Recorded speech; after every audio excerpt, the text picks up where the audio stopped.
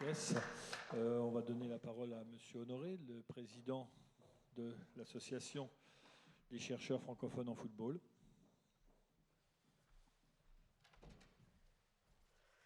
Merci Alain. Brigitte a dit beaucoup de choses. Bonjour à tous.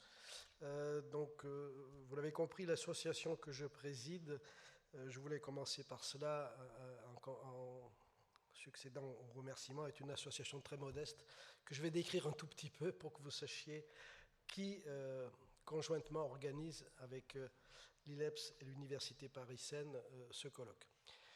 Je voulais remercier Brigitte Henriques de mon côté. Ce sont des préalables un peu convenus, mais on ne peut pas faire beaucoup plus pour avoir la haute représentation de notre fédération, à part le président. Donc je me réjouis que Brigitte soit là. Nous nous connaissons depuis très longtemps, elle suit nos travaux, elle vient de le dire. Et c'est un honneur de la voir ouvrir ce colloque. Merci, monsieur le directeur de l'Institut. Je sais que ce sont des soucis quand on organise les choses, même si je l'espère et je le suppose, Alain Lemoine nous a beaucoup échangé sur ce travail-là. Merci, monsieur le président du district de Val d'Oise, d'une grande ligue de football, et je le suppose, un grand district à l'intérieur de cette grande ligue. Et puis merci, Alain, la cheville ouvrière de ce qui va se passer pendant ces 4 demi-journées. La CFF, Association des chercheurs francophones en football, a une petite quinzaine d'années. C'est une association très modeste par le nombre, par sa représentativité, mais comme certains footballeurs et comme certains coachs, très solide sur ses convictions. C'est une association qui veut mêler de façon paritaire, pas seulement partenariale, paritaire, c'est-à-dire à égale part, les universitaires avec leur savoir savant, comme vient de dire Madame Henriques, mais aussi les praticiens de terrain, professionnels ou amateurs, qui apportent chacun de leur côté une forme de connaissance. Et nous, avec mes 2 ou 3 ou 4, disons, petites dizaines de collègues qui supportons cette association que je présenterai brièvement tout à l'heure, nous tenons à cette parité, nous tenons à associer chaque année une université et un laboratoire pour un colloque ouvert sur un thème que nous leur suggérons. Et ce thème, il a la particularité d'être traité par moitié des universitaires qui apportent leur savoir académique et par moitié des professionnels qui apportent leur expertise et leur expérience de praticiens. Et nous tenons beaucoup à ce que les deux s'expriment parce que nous sommes convaincus qu'il y a des savoirs dans les deux côtés. Mais comme c'est une association qui est à la fois un peu universitaire, vous l'avez compris, ne serait-ce qu'à 50%, qui n'a pas de section universitaire, qui n'a pas de chaire universitaire, qui n'a pas d'enseignants dédiés à cette particularité de cet enseignement, qui a peu de publications, c'est une association qui regroupe les gens qui veulent bien avoir un point commun, qui est l'amour du football. Ça nous suffit très très largement, mais ce n'est pas si facile à organiser parce que les temps ne sont pas les mêmes.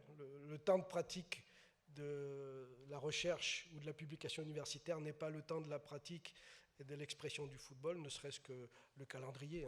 Vous comprenez qu'aujourd'hui, les collègues professionnels du football qui ont bien voulu répondre à notre invitation répondent hélas pour eux parce qu'ils ont un peu de temps libre, comme ça arrive dans ce métier-là, et ceux qui sont dans les clubs actuellement n'ont pas pu venir. Nous avons malheureusement à déplorer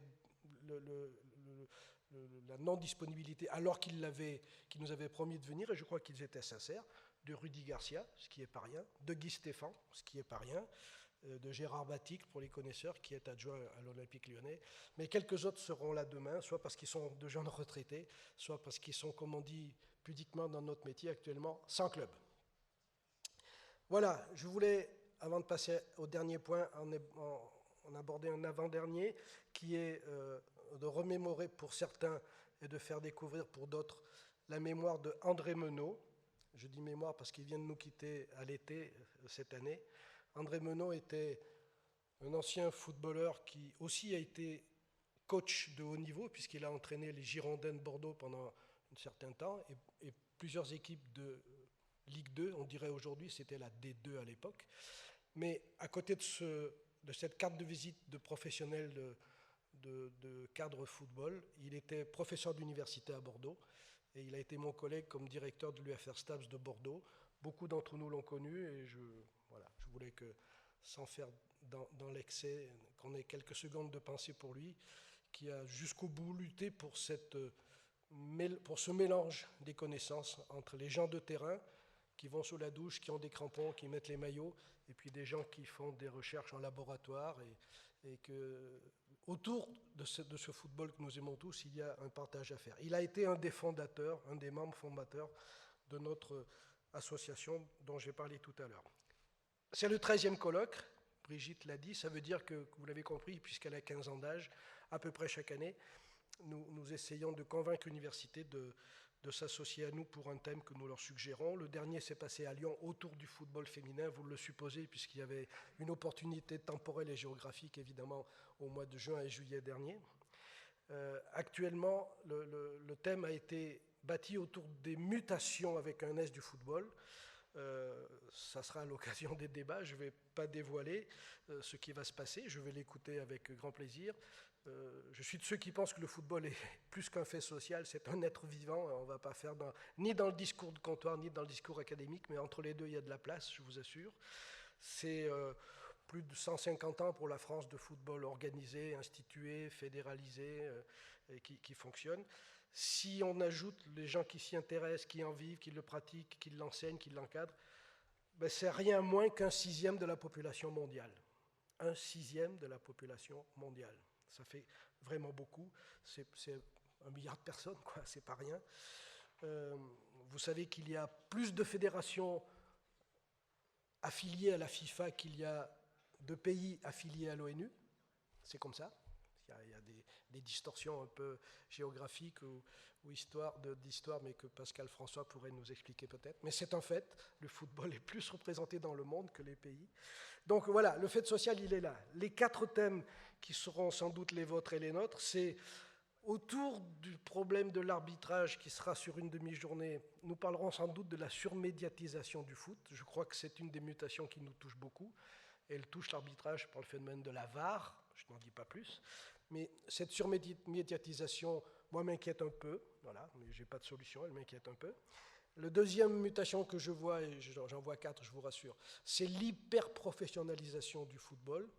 Alors à la fois hyper-professionnalisé pour les clubs un peu huppés, voire les plus riches, et malheureusement un manque de professionnalisation pour ceux qui sont dans le bas de l'échelle. Donc l'écart, comme dans notre société, entre riches et pauvres, se fait aussi sentir.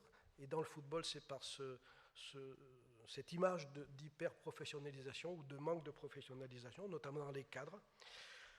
La troisième mutation, et ça sera aussi, je crois, l'occasion de débat, c'est l'écart qu'il peut y avoir entre le football des banlieues, les footballs des régions surpeuplées, les footballs des régions où il y a de la difficulté à encadrer les jeunes, et le football d'autres territoires plus tranquilles. Il me semble qu'il a là aussi des sujets graves à aborder. Ça fait partie des mutations du football, qu'ils le veuillent ou non.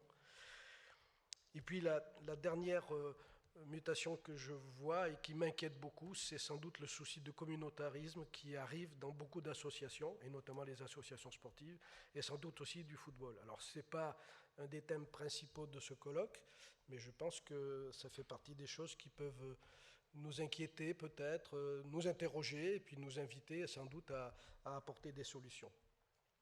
Je voulais, avant de conclure par des remerciements, faire un remerciement tout particulier à monsieur le directeur de l'Institut, parce qu'en l'espace de quelques minutes, il vient de régler un problème qui était encore grave il y a 10 minutes, parce que toutes les connexions Wi-Fi n'étaient pas aptes à fonctionner pour la première des présentations qui vont ouvrir le colloque, ce qui est un peu embêtant. Et mon collègue Pascal François, que je remercie, qui est enseignant à Sciences Po, a préparé une intervention avec un peu d'interactivité, avec un logiciel Kahoot, et ça ne fonctionnait pas. Nous espérons que ça marchait. Comme je vous l'ai dit, les grands managers se révèlent dans les moments exceptionnels. Alors écoutez, vous aurez fait tout ce que vous pouviez, et ça je veux le transmettre comme témoignage à tout le monde. Après, il y a des choses qui ne nous appartiennent plus, mais ça semblera fonctionner. Merci en tout cas d'avoir eu cette réactivité. Merci aux organisateurs, merci aux universitaires de s'intéresser à ce que sont ces villes footballeurs, comme disait Shakespeare. Et puis merci à tous mes collègues de l'association, Bernard qui a le chéquier, Eric qui est un des fidèles, tu as été présenté comme le coach éminent de cette assemblée, Pascal qui nous rejoint, j'en oublie, je ne sais pas, voilà, des gens qui sont très, très fidèles autour de moi pour faire vivre tout ça. Bon colloque à tous, merci.